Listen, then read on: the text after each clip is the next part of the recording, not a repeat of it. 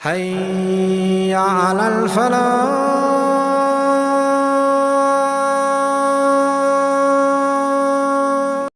یہ دنیا کے سامنے حضرت امام نے اپنا اسوہ رکھا کہ یہی تو پیغام میں دینے آیا ہوں، یہی تو جو ہے وہ تحریر میں نے کربلا کی ریت پر اپنے خون سے رقم کرنی تھی کہ یہ سر کٹ سکتا ہے لیکن جھکے گا تو صرف اپنے مالک کی چوکٹ پہ جھکے گا، یزید کے سامنے یہ سر جھک نہیں سکتا ہے۔ تو حضرت امام حمام رضی اللہ تعالیٰ عنہ نے کربلا کے تپتے ہوئے ریگزار میں جب 72-73 لاشیں خیموں کے سامنے پڑے تھے اور اتنے زخم کلیجے پہ تھے، راوی کہتا ہے کہ جب آپ کی قمیض اتاری گئی تو 113 سوراخ اس میں تیروں کے تھے، 33 زخم نیزوں کے تھے، 34 گھاؤ تلواروں کے تھے، اتنے زخم جسم کے اندر اور جسم چور ہے زخموں سے۔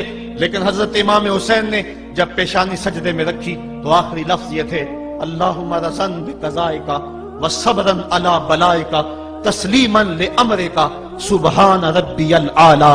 مالک تیری تقدیر پہ راضی ہو گیا ہوں، مالک زخم سے پہ بھی میں مسکرا رہا ہوں، مالک تیری طرف سے جو دکھ آئے میں نے ان کو قبول کیا، جے سونا میرے دکھ وچ راضی تے میں سکھ نو چلے ڈاواں، مالک میں سب کچھ قبول کیا، حسین تیری رضا پہ راضی ہے، میرے مالک تو بھی بتا تو بھی حسین پہ راضی ہوا ہے کہ نہیں ہوا ہے۔ آواز آ رہی تھی اس پیاسے پر علی شیر خدا کو ناز ہے، اس نواسے پر محمد مصطفیٰ کو ناز ہے، اوروں نے بھی سجدہ کیا پر اس کا عجب انداز ہے، اس نے وہ سجدہ کیا جس پر خدا کو ناز ہے۔ اے حسین ابن علی تم پر سلام، نازش آل نبی تم پر سلام۔ آج لہجہ بھی دم توڑ رہا ہے اور سورج بھی درد غروب سے زرد ہو رہا ہے، وقت کے دامن میں گنجائش نہیں کہ میں اس مضمون کو چھیڑوں، آؤ ہم سلام کرتے ہیں۔ یہ سورج سامنے چمک رہا ہے، میں یہاں بیٹھا سوچ رہا تھا کہ ہم نے تو نہیں دیکھا، اے سورج دوپہر کا وہ منظر تم نے تو دیکھا تھا جب کربلا میں حسین کا سر کٹا تھا، جب گھر لٹا تھا، جب خیموں کو آگ لگی تھی، جب سکینہ رو رہی تھی اور جب گھوڑا خالی پلٹا تھا اور سکینہ پوچھتی تھی گھوڑے تو خالی آ گیا ہے، حسین کہاں چھوڑ آیا ہے۔ آج یہ سورج یہ چمک چمک کے وہ ہمیں کہانی سنا رہا ہے اور ہمیں پیغام دے رہا ہے کہ نبی کے نام پہ حسین نے تو سر کٹا دیا، آج تم کہتے ہو دین پہ چلنا بڑا مشکل ہے، تم شور ڈال رہے ہو، جن کے لیے مسجدوں میں قالین بچھے ہوئے ہیں، گرم پانی دستیاب ہے اور ان کے لیے مسجدوں میں آسائشیں موجود ہیں، اور پھر بھی وہ کہتے ہیں دین پہ چلنا بڑا مشکل ہے۔ ذرا دیکھو حسین ابن علی کو سجدے میں سر رکھ کے، پیشانی رب کے حضور رکھ کے حسین ابن علی کہہ رہے ہیں مالک میں سر کٹا کے بھی تیرے حضور حاضر ہوں اور تجھ پہ راضی ہوں، تو بھی بتا کہ تو بھی حسین پہ راضی ہے یا نہیں ہے۔ اے حسین ابن علی تم پر سلام، نازش آل نبی تم پر سلام، تم پہ لاکھوں رحمتیں لاکھوں سلام، اے شہیدان محبت کے امام، لالا گوں لالا بدن لالا چمن، اے چمن اندر چمن اندر چمن، زندگی ہی زندگی تیری حیات، اے حیات اندر حیات اندر حیات، افتخار ملت بیضا ہے تو، رب کعبہ کی قسم یکتا ہے تو، فخر کا دل میں دریچہ باز کرنا چاہیے، جن کا تو آقا ہے ان کو ناز کرنا چاہیے۔ آج ہم ناز کرتے ہیں حسین ابن علی پہ، ہم آ حسین والے نہیں ہیں، ہم واہ حسین والے ہیں۔ واہ حسین تیری عظمت کو سلام، اتنے زخم کلیجے پہ ہو تو کھڑا نہیں ہوا جاتا، لیکن جبر کے خلاف کتنی قوت سے کھڑا ہے۔ حسین ابن علی نے اپنا نمونہ لوگوں کے سامنے رکھنا تھا۔ اقبال کہتا ہے سرخ رو عشق غیور از خون او، شوخی این مصرع از مضمون او۔ یزید مٹ گیا، یزید کا نام مٹ گیا، اس کا تشخص مٹ گیا، حسین کل بھی زندہ تھا، حسین آج بھی زندہ ہے۔ مرتا تو وہ ہے جس کی فکر مر جائے، مرتا تو وہ ہے جس کا نسب العین مر جائے، مرتا تو وہ ہے جس کا مشن ختم ہو جائے۔ حسین کا نسب العین زندہ، حسین کی فکر زندہ، حسین کا مشن زندہ، حسین زندہ، حسین کا نانا بھی زندہ۔ آج بھی ہزاروں کروڑوں اربوں انسان حسین کا نام لے کے جی رہے ہیں۔ میں کہتا ہوں اگر کوئی یزید کا نام بھی لیتا ہے تو وہ سر جھکا کے دیتا ہے۔ کیسا تمہارا لیڈر ہے جس کا نام لیتے ہوئے بھی تمہیں شرم آتی ہے؟ نام لینے سے پہلے سر جھکاتے ہو، نام لیتے ہوئے پسینہ پسینہ ہوتے ہو، نام لینے کے بعد منہ چھپا لیتے ہو۔ تمہیں اپنے قائد اور اپنے لیڈر کا نام لیتے بھی شرم آتی ہے، اور جب ہمارے لبوں پہ نام حسین آتا ہے ہمارا قد اونچا ہو جاتا ہے، ہمارا سر فخر سے بلند ہو جاتا ہے۔ فخر کا دل میں دریچہ باز کرنا چاہیے، جن کا تو آقا ہے ان کو ناز کرنا چاہیے۔ تو حسین ابن علی نے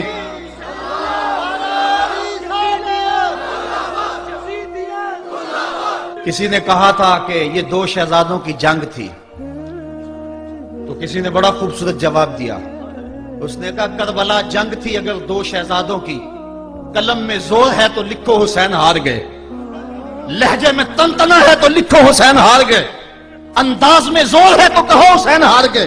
زمانہ کل بھی کہتا تھا، زمانہ آج بھی کہتا ہے، حسین کل بھی جیتا تھا، حسین آج بھی جیتا ہے۔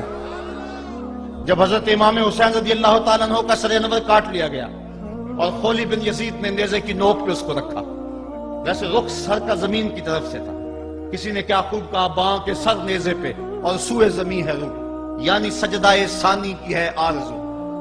رکعت کے دو سجدے ہوتے ہیں، ایک سجدہ ہوا تھا کہ سر انور جدا کر لیا گیا، جب نیزے کی نوک پہ تھا سر تو رخ زمین کی طرف سے تھا۔ شاعر کہتا ذرا غور سے دیکھو سر حسین کیا کہہ رہا ہے، سر حسین کی پیشانی زمین کی طرف ہے، پیشانی میں دوسرے سجدے کی آرزو مچل رہی ہے۔ تو جب امام حسین کا سر خولی نے نیزے کی نوک پہ چڑھایا، اس نے تو یہ کہنا چاہا تھا کہ ہم فتح یاب ہوئے اور دیکھو ہم نے سر کاٹ لیا۔ کسی نے کہا ذرا غور سے دیکھو، یہ تو سر کٹ کے بھی سر بلند ہے، یہ سر کٹ گیا پھر بھی سر بلندی نہیں گئی ہے، اس کا بانکپن پھر بھی نہیں گیا ہے۔ حسین کا سر کل بھی اونچا تھا، حسین کا سر آج بھی اونچا ہے، اس کا نام زندہ، اس کا پیغام زندہ، اس کی فکر زندہ۔ حضرت امام زین العابدین یہ کربلا کے وہ شخص ہیں جنہوں نے سارا منظر اپنی آنکھوں سے دیکھا تھا۔ اتنے دکھ کسی کو نہیں پہنچے جتنے زینب اور زین العابدین کو پہنچے ہیں۔ سب منظر کھلی آنکھوں سے دیکھا، 14 سال کی عمر ہے، بیمار ہیں، تاریخ بتاتی ہے اس کے بعد ساری زندگی حضرت زین العابدین نے ٹھنڈا پانی نہیں پیا، جب پانی پینے لگتے تڑپنے لگتے، کہتے مجھے سکینہ کی پیاس یاد آتی ہے، مجھے علی اصغر کا تڑپنا یاد آتا ہے، ساری زندگی پھر ٹھنڈا پانی نہیں پیا۔ حضرت امام زین العابدین نے یہ سارا منظر کھلی آنکھوں کے ساتھ دیکھا تھا، اور پھر آپ نے دمشق کے بازاروں میں بھی اور کوفے کی گلیوں کے اندر بھی سروں کا یہ قافلہ اپنی قیادت کے اندر جو ہے وہ گزارا تھا۔ جب یزید کے دربار کے اندر حضرت امام زین العابدین پہنچے تو یزید نے پہلے تو جو ہے وہ دکھ کا اظہار کیا۔ بعض لوگ یہاں سے یزید کی بریت کا اعلان کرتے ہیں، یہاں کسی نے بڑی خوبصورت بات کہی کہ قاتل کی پشیمانی مقتول کی اہمیت کو تو بڑھا سکتی ہے لیکن اس کے دامن سے قتل کے داغ کو نہیں دھو سکتی۔ تو اس نے یہ سب کچھ کیا، یہ بس اس کے ٹسوے تھے جو وہ بہانے لگا، لیکن بعد میں اس نے حضرت امام حسین رضی اللہ تعالی عنہ کے دانتوں کے اوپر جو ہے وہ چھڑی مارنا شروع کر دی۔ تو حضرت ابو برزہ اسلمی صحابی رسول وہاں موجود تھے، وہ کھڑے ہو گئے، اٹھ گئے، بدن کانپتا ہے ان کا، کہنے لگے ظالم ارفع قدیبہ کا، یہاں اپنی چھڑی ہٹا لے، میں نے اپنی ان آنکھوں سے دیکھا ہے کہ کان رسول اللہ صلی اللہ علیہ وسلم یلسمہ، حضور نے ان ہونٹوں کو خود چوما ہے۔ تو یہ کہہ کہ آپ دربار سے نکل گئے اور روتے تھے اور آپ کے بدن پہ کپ کی پتاری تھی۔ بعد میں یزید نے کہا حضرت غلطی ہو گئی اور یہ میں نہیں چاہتا تھا، بتائیں آپ کی کوئی شرط ہو۔ تو آپ نے فرمایا میری 4 باتیں مان لو۔ ان 4 باتوں میں ایک بات یہ تھی کہ سر حسین اور سر شہیدہ ہمارے سپرد کر دو تاکہ ہم کربلا جا کے ان کی تدفین کر سکیں۔ دوسری یہ تھا کہ ہمیں مدینہ حفاظت سے پہنچا دو۔ تیسری شرط یہ تھی کہ مجھے جو ہے وہ جمعے کا خطبہ دینے کی اجازت دو آج دمشق جامع مسجد کے اندر۔ چوتھی بات آپ نے یہ فرمائی کہ قاتلان حسین جو ہے وہ میرے سپرد کرو۔ اس نے کہا ہاں کون ہے قاتل حسین کا؟ لوگوں نے کہا خولی ہے۔ خولی نے کہا میں نے قتل نہیں کیا، یہ سنان بن انس نخی نے کیا ہے۔ سنان بن انس نخی کو کہا ہاں تو بتا، کہنے لگا میں قتل کیوں کرنا تھا، یہ تو شمر ذل جوشن نے کیا ہے۔ شمر ذل جوشن کو کہا تو بتا، کہنے لگا میں نے قتل نہیں کیا، میرا کون سا حسین نے کچھ بگاڑا تھا، قتل اس نے کیا ہے جس کی حکومت کو خطرہ تھا۔